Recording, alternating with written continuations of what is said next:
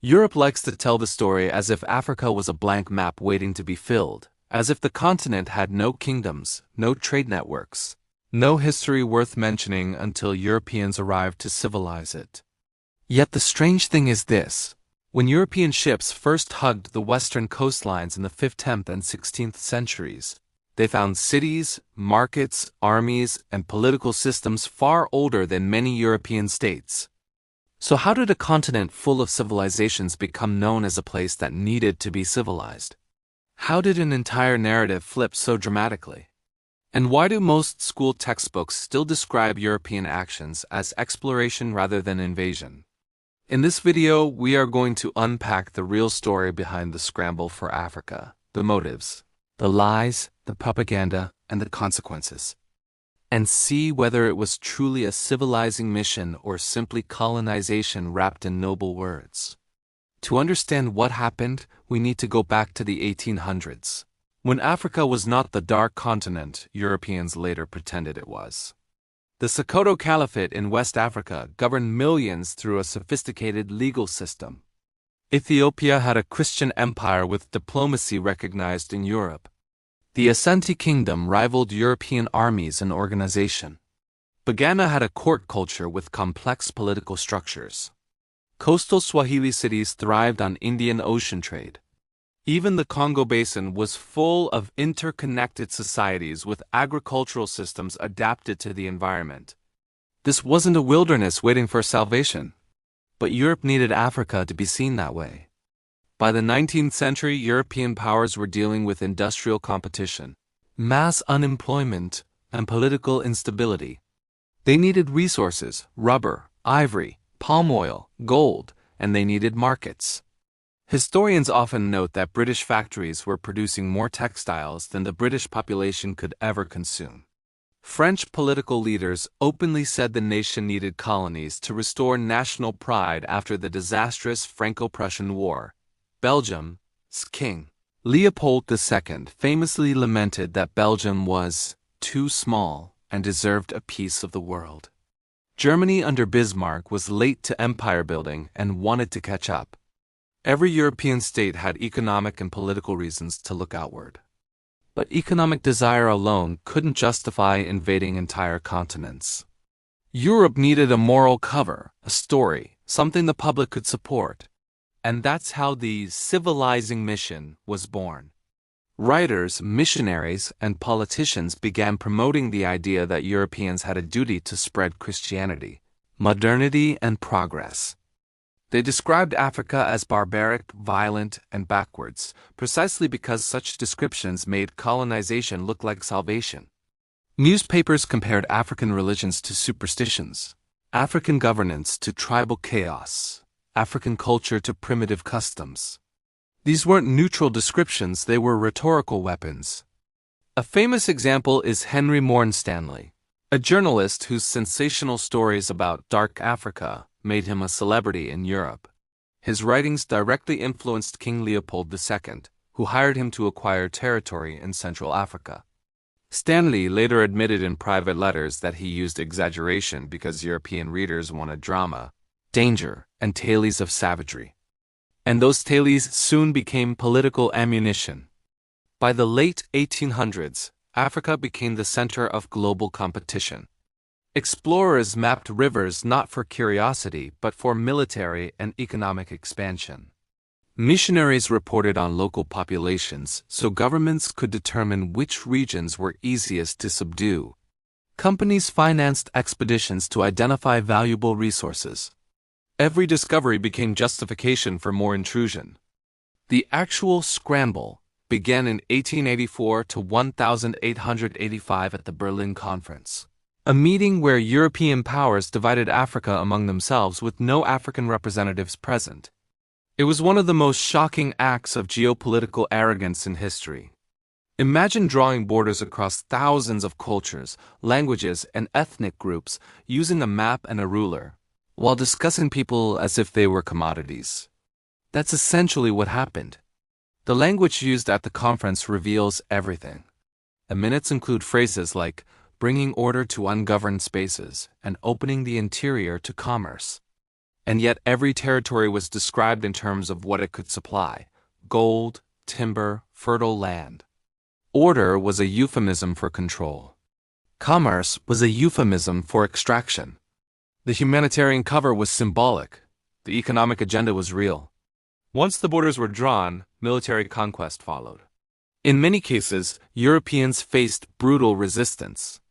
The Zulu defeated the British at Isandlwana. Ethiopia crushed the Italians at Adwa. Samori Toure fought the French for years. But Europe's technological advantage, machine guns, steamships, railways, and modern artillery, eventually tipped the balance. And with conquest came the truth. The civilizing mission was only a slogan. Colonial governments introduced forced labor, taxation backed by violence, and land confiscation. In Belgian-controlled Congo, villagers who failed rubber quotas had their hands cut off by soldiers, a documented horror acknowledged even at the time. In German Southwest Africa, the Herero and Nama people were pushed into the desert and slaughtered in what historians now call the first genocide of the 20th century. In French West Africa, locals were forced to build roads under unbearable conditions. In Kenya, the British introduced labor camps and collective punishments that resembled modern concentration camps. These actions were not exceptions. They were the foundation of the colonial system. Yet Europeans continued to insist their mission was noble. Administrators claimed that forced labor taught discipline. Missionaries said destroying traditional religions saved souls. Politicians said seizing land modernized agriculture. It was a system built on taking resources and then claiming moral credit for the act. But here's the ironic part. Even the things Europeans boasted about, railways, schools, legal institutions, were designed primarily for extraction and control. Railways connected mines to ports, not African towns. Schools trained locals for low-level administrative work, not leadership. Legal systems protected settlers, not Africans. For example, British railways in East Africa were called the lunatic line because they were economically irrational by British taxpayers' standards. But they weren't built for economic logic. They were built to move troops quickly across the region and secure control. Similarly, French education policy in West Africa deliberately limited African children to basic instruction, ensuring they would remain dependent on French officials. But colonization didn't only reshape politics and economics, it reshaped identities. Europeans promoted a hierarchy that positioned Africa at the bottom of civilization. This narrative infiltrated art, literature, science, and anthropology. Pseudo-scientific theories claimed Africans were inferior. Museums displayed African artifacts without context, making them look primitive rather than sophisticated. Even language was weaponized. European officials described African leaders as chiefs, even if they were actually kings or emperors, subtly diminishing their status. A perfect example is the Kingdom of Benin. Europeans described it as a barbaric society and used that claim to justify the British invasion in 1897. Yet when British soldiers stormed the city, they found bronze sculptures so advanced that European scholars refused to believe Africans had made them. They suggested some lost European civilization had produced them, a clear sign of how deeply prejudice distorted perception. Still, Europe insisted colonization was beneficial. They pointed to the end of certain forms of slavery within Africa, ignoring the fact that European demand for labor had created new forms of slavery and forced labor. They claimed credit for reducing warfare between African states, ignoring that many conflicts were provoked by colonial manipulation. To understand the truth, we need to recognize the contradiction at the heart of the civilizing mission. If Europeans truly believed Africans were equal, there would have been no reason to conquer them. If they believed Africans were inferior, then conquest itself was a moral obligation in their eyes. Either way, the narrative justified domination. By the early 20th century, Africa was almost entirely under European control. Borders cut across ethnic groups, creating future conflict. Local economies became dependent on European markets. Traditional industries collapsed under competition from European imports. Political power shifted from African rulers to colonial administrators. And something else happened, something deeply psychological. Millions of Africans grew up hearing that their cultures were inferior, their histories irrelevant, and their futures dependent on European guidance. This internalized message had long-term consequences still visible today. But was everything negative?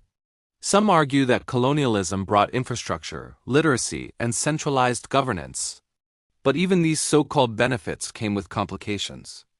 Roads were built for extraction, not development. Schools erased local languages and identities. Governance structures replaced indigenous political systems that had worked for centuries. And in many cases, Africans paid taxes to fund the very infrastructure that exploited them. Still, there are debates among historians. Some European intellectuals genuinely believed they were helping Africa. Some colonial administrators attempted reforms. Some missionaries provided medical care. But these individual actions cannot overshadow the core purpose of the system itself. As the 20th century progressed, African resistance grew. Independence movements formed. Leaders like Kwame Nkrumah, Jomo Kenyatta, Patrice Lumumba, and Julius Nyerere emerged. They challenged the colonial narrative and demanded sovereignty.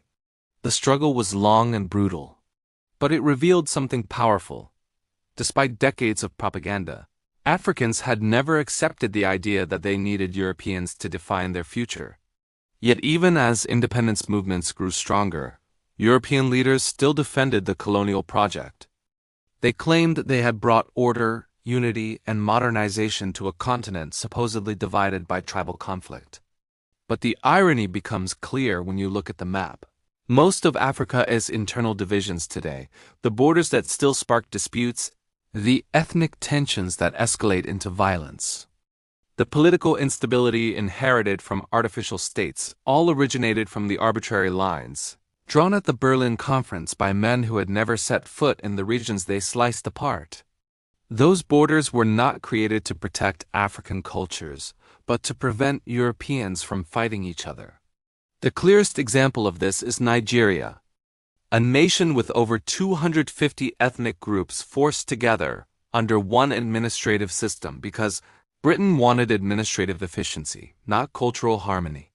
Sudan became an even larger tragedy, where densely populated agricultural communities were dumped into the same political box as nomadic pastoral groups who had entirely different ways of life. Rwanda and Burundi were handed back and forth between German and Belgian rulers, who artificially elevated one ethnic group over another, laying the foundations for tensions that exploded decades later. These were not the outcomes of a civilizing mission. They were the consequences of colonization carried out with little understanding of local realities. Even after independence, the colonial legacy refused to disappear. European powers often left behind governance structures designed for control rather than representation. Centralized governments, powerful militaries, cash crop economies, export dependency, these were all colonial creations. In places like Congo, when Belgian rule suddenly ended, the new nation had only a handful of university graduates out of millions of citizens. That was not because Africans couldn't learn, it was because Belgians had deliberately restricted education to prevent political competition. And this brings us to the deeper question. If Europe truly intended to civilize Africa, why were Africans systematically kept away from political power, higher education, economic leadership, and industrial development? Why were African intellectuals suppressed? Why were African industries restricted? The answer reveals the core contradiction. Colonization and development cannot coexist when the goal is control. Europe needed Africa to remain dependent, civilized enough to function under colonial rule, but never independent enough to challenge it. Still, the story is more complex than a simple tale of exploitation. Africa was not merely the victim. African leaders, communities, and individuals resisted, negotiated, adapted, and sometimes collaborated for strategic reasons. Some rulers entered treaties believing they were equal agreements, not realizing Europeans used different interpretations of sovereignty. Others hoped alliances with Europeans could strengthen them against regional rivals. These decisions weren't signs of weakness. They were rational choices in a world suddenly dominated by foreign powers with unprecedented military technology. There were also Africans who leveraged the colonial system to their advantage, becoming intermediaries, traders, or political actors. This complicates the narrative and shows that Africa's story is not one of helplessness, but one of resilience in the face of overwhelming pressure. Yet even this resilience couldn't erase the structural imbalance built into the colonial relationship. Europeans controlled the guns, the laws, the administration, and the economic networks. Africans navigated within these systems but could never fully reshape them. As the 20th century progressed and global geopolitics changed, Europe began losing control. 2 world wars weakened European empires financially and militarily. Anti-colonial sentiment spread globally, especially after the creation of the United Nations, which emphasized self-determination. African soldiers who fought in the world wars returned home with new political awareness. Educated elites began demanding representation. Mass movements mobilized workers and farmers. The colonial narrative, once a powerful ideological weapon, no longer held. European governments then shifted their rhetoric. They began presenting independence as a natural and even generous process, claiming they had prepared Africans to govern themselves. But any deep look at the historical record shows this wasn't the case. They granted independence because they no longer had the resources to maintain the empire, not because they suddenly believed Africa was capable of self-rule. In fact, in many places, Europeans left only after violent resistance made occupation too costly. In Kenya, Algeria, Zimbabwe, and Angola, to name a few. But even as colonial armies withdrew, the illusion of the civilizing mission continued. Many former colonial powers portrayed their departure as the fulfillment of a mission rather than the end of an exploitative system. School textbooks in Europe softened the brutality of empire and highlighted only the supposed benefits. Museums displayed African artifacts without acknowledging how they were taken. Political leaders praised their historic friendship with African nations, ignoring decades of economic extraction. Even today, this narrative persists. Some argue that Africa would have developed slower without European intervention. But this argument ignores the civilizations that existed before colonization, the trade networks that connected Africa to the world, and the structural damage inflicted by imperial rule. It also ignores the fact that Europe's industrialization was fueled by resources extracted from colonies. The wealth that built London, Paris, and Brussels did not appear magically. It came from Africa, Asia, and the Americas. To see the truth clearly, imagine for a moment an alternative history. Imagine Africa developing on its own timeline without having its borders redrawn, industries dismantled, cultures suppressed, and resources taken. Imagine political systems evolving gradually rather than being violently disrupted. Imagine a continent allowed to modernize through trade, diplomacy, and internal innovation rather than external domination. That Africa would not have been perfect, no society is, but it would have been self-directed, not shaped by external exploitation. Yet even with all this, the story of the Scramble for Africa is not solely a story of tragedy. It is also a story of extraordinary resilience. African cultures survived despite attempts to erase them. Languages endured. Traditions adapted. Nationalism grew. Leaders like Mandela, Sangher, Nkrumah, Lumumba, and others emerged from the shadows of colonial humiliation to rebuild nations.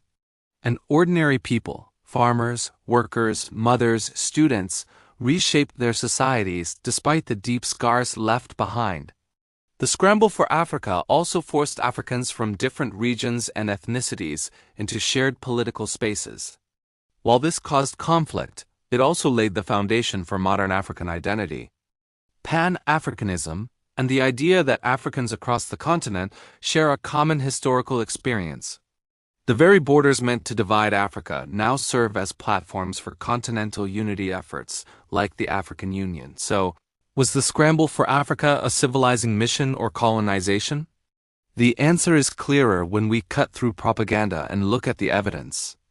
The civilizing mission was the story Europe told itself to justify expansion. The reality was conquest, economic extraction, and cultural domination. Civilization was not the goal, it was the excuse. Colonization was the mechanism, and resource control was the reward. Yet history is rarely one-sided. There were Europeans who genuinely believed in reform, missionaries who provided education or medicine, administrators who tried to reduce abuses. But these individuals operated within a system fundamentally designed for exploitation. And the impact of that system still shapes Africa today. But perhaps the most important realization is this: Africa was never uncivilized. It was never empty. It was never without history. The continent was not waiting for Europe. Europe forced itself into Africa's story and then claimed authorship. The scramble for Africa was not an act of generosity. It was an act of geopolitical competition fueled by economic greed, political ambition, and racial ideology. And yet Africa survived. Despite centuries of external domination, internal trauma, and global exploitation, the continent continues to rise, innovate, and redefine its future. The true story of the scramble for Africa is not only about what Europe did, it is also about how Africa endured. And in that endurance, we find the real legacy, not a continent civilized by outsiders, but a continent that resisted, adapted, and reclaimed its place in the world.